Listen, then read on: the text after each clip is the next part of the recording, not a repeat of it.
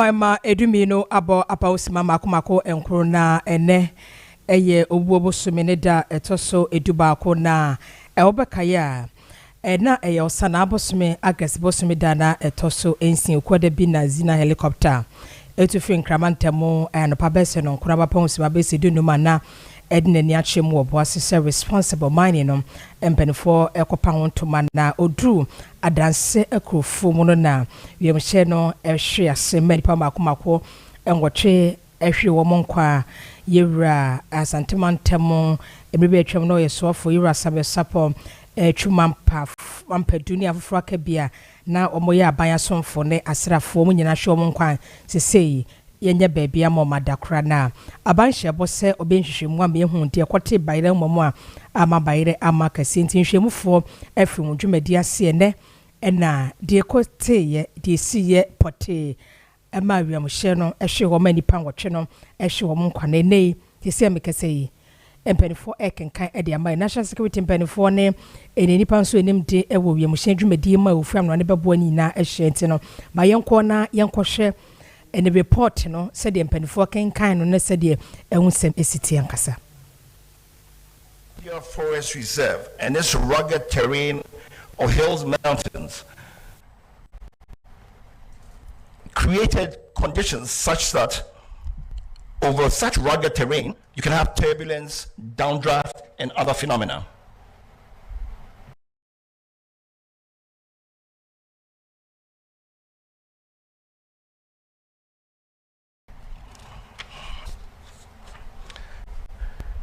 Now, to look at this is what we're talking about. This is a no.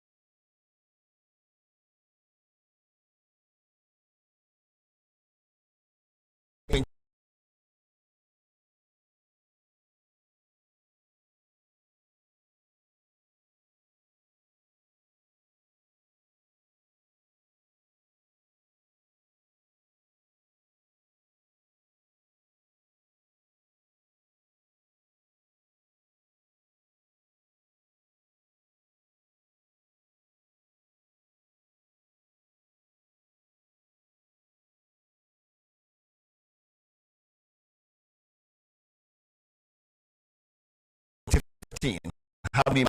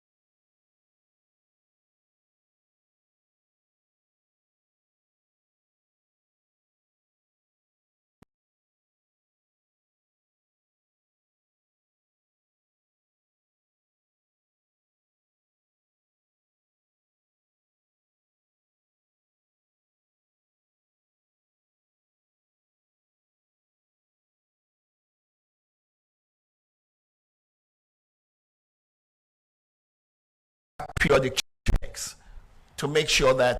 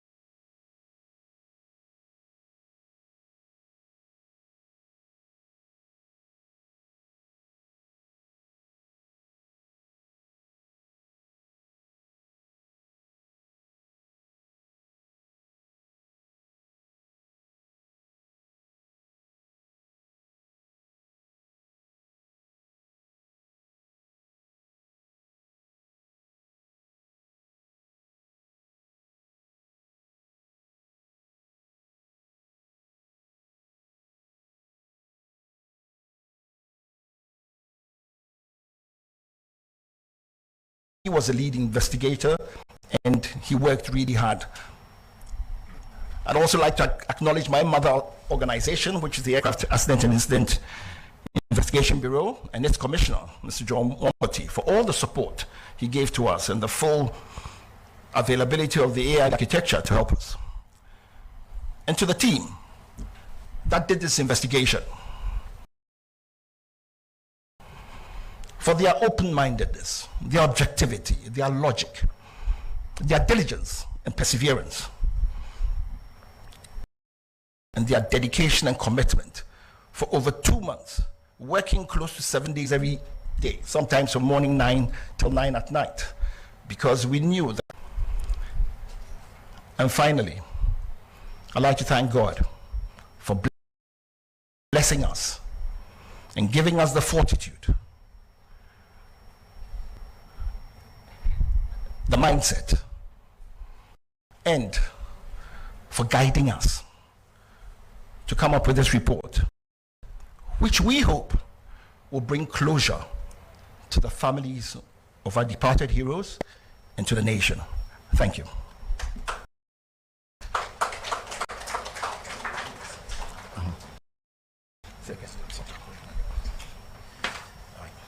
Thank you very much, Captain Fujo, for that comprehensive and detailed report. Well, at this stage, I would invite questions from members of the media present, so that any clarifications that are required are made before we leave. If you have a question, please take the microphone, identify yourself, provide it.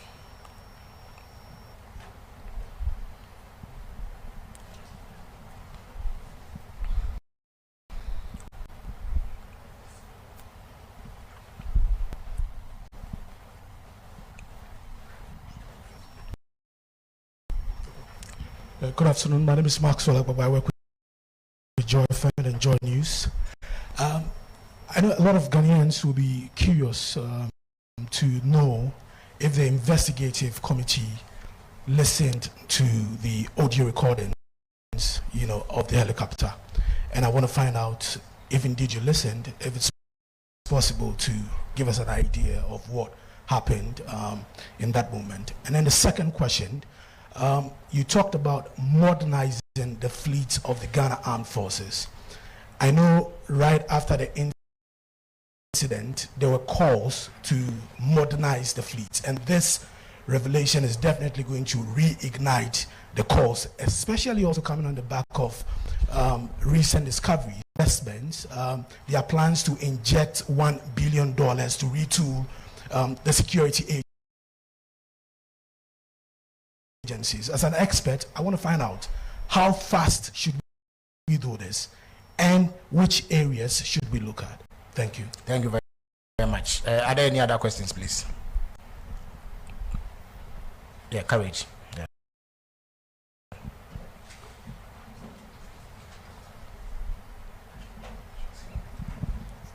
Komla Kulicha, I work at Media General.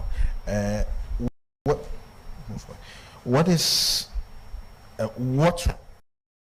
was the sudden cause of the loss of altitude for the aircraft, and also the fact that there was postponement in the airworthiness of the helicopter? One, was there an understanding why the Ghana Air Force postponed the initial maintenance of the Z9? Okay, so Captain Fojo would answer these, after which we'll come back for another round of questions. Thank you very much.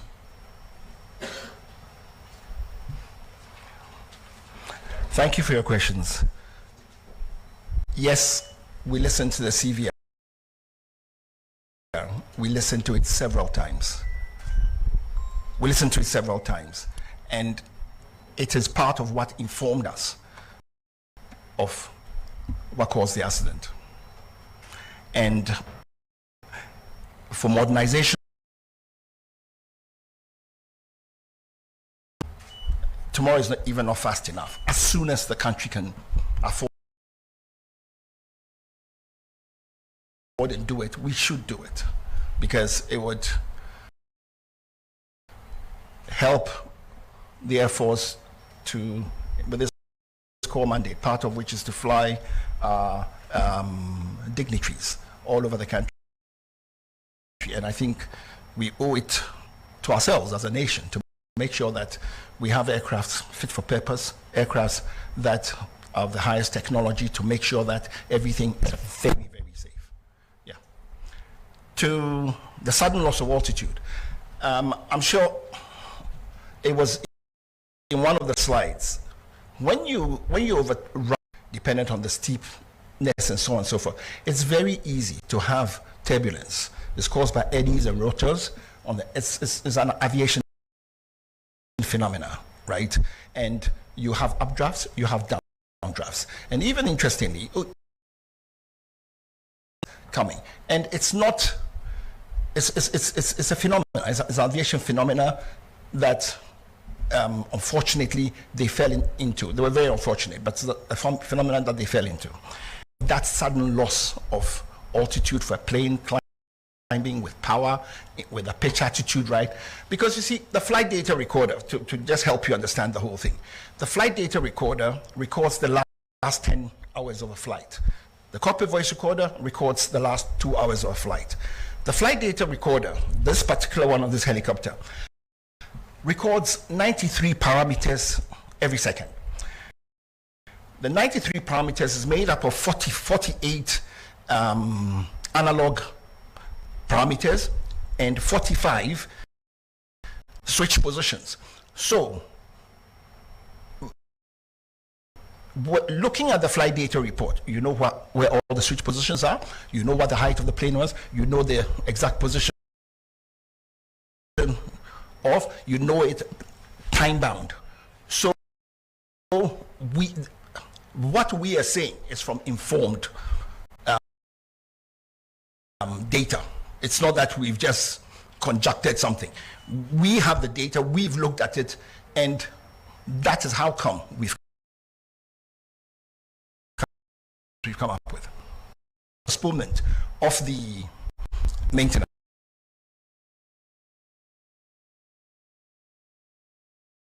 It's done. Air Force doing it, there's nothing wrong with it. It's accepted practice. So there's nothing to it. I hope I've answered your question. Thank you. Thank you very much. If there are any more questions, I'll take them now. Yeah.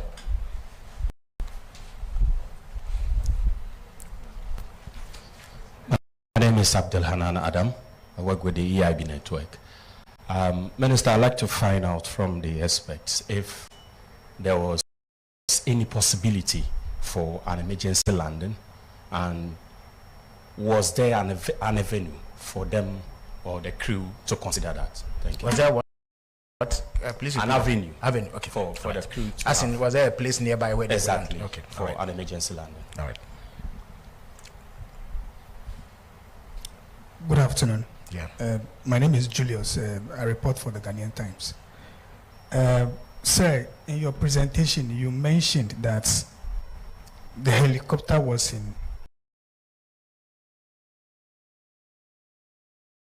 a very good shape, but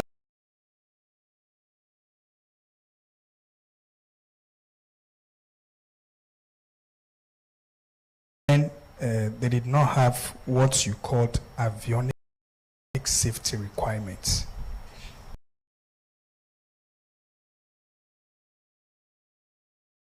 Additional avionics safety requirement.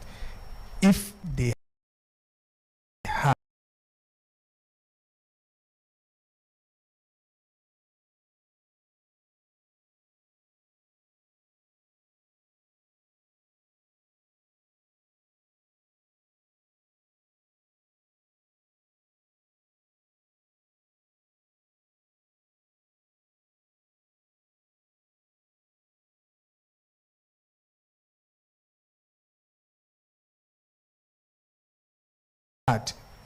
would he have assisted them to avoid this?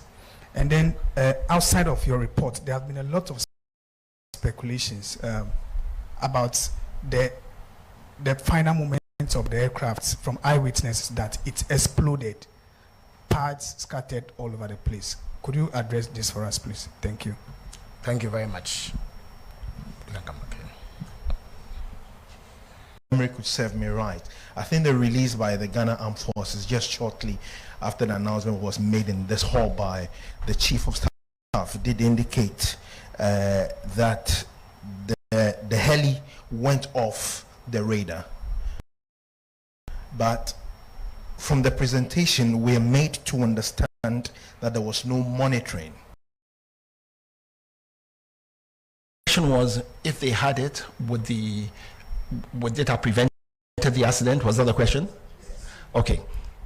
All I would say is it could have prevented the accident because it would have put the pilots in a better situational awareness mode. And it would have put them in a much better place to have taken decisions which could possibly have avoided this. But let's not kid ourselves. Let me just say something. What they went through is the sort of thing that even the best anywhere would have struggled to get out of, using what they were, with the limited instrumentation and so on that they had. The instrumentation was fit for everything. But what we are saying is, I guess it's like saying that more meat never spoils the soup. It's, if you have all these other enhancements, it really helps. The Air Force the Air Force would be happy to have these enhancements because they know what it would help them do, and it would make our dignitaries and so on much safer when they fly. So that is why we are recommending that. But it doesn't mean that the fact that those enhancements were not there, that is why the accident happened. No, it would be wrong to say so. That would be too far-fetched. In terms of the explosion, there was no explosion before. You know, the Z9 helicopter, its fuel tank actually is under the where the passengers sit, right? So when it impacted, and don't forget, it was doing a flight to Obuasi and back. It wasn't going to refuel in Obuasi. So it had fueled up well. So on impact, that is when the explosion took place.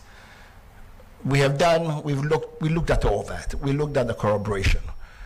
The time when, because you see, when there was the impact, when the explosion took place, don't forget, there were eyewitness accounts. So, with what we're saying, in terms of the helicopter going off radar, our radar systems in the country are just Accra, Kumasi. The route they were flying, together with the height at which they were flying, it was very easy for them to go off radar. It's normal. Flight monitoring, which is what we're talking about, is different from being on a radar, right? Flight monitoring is knowing where your aircraft is at any time. It doesn't have to be on a radar screen. It can be through messages. That's why we said things like secondary surveillance, radar broadcasts, and so on and so forth, right? But it's a tracking system, okay, and it should be done for all Air Force aircraft. In fact, in the civil world, airlines, by law, have to track the aircraft. So what we're asking for is, we're not asking for the moon. It's something that must be done. I hope I've answered your questions. Thank you. So if there are any final questions, we will take them. Otherwise, we call it a day. All right. So thank you very much for coming. And thanks to Captain Fojo and his team for delivering a comprehensive report, which for all intents and purposes should put to rest any doubts about the events of that fateful day. Thanks to you all for coming.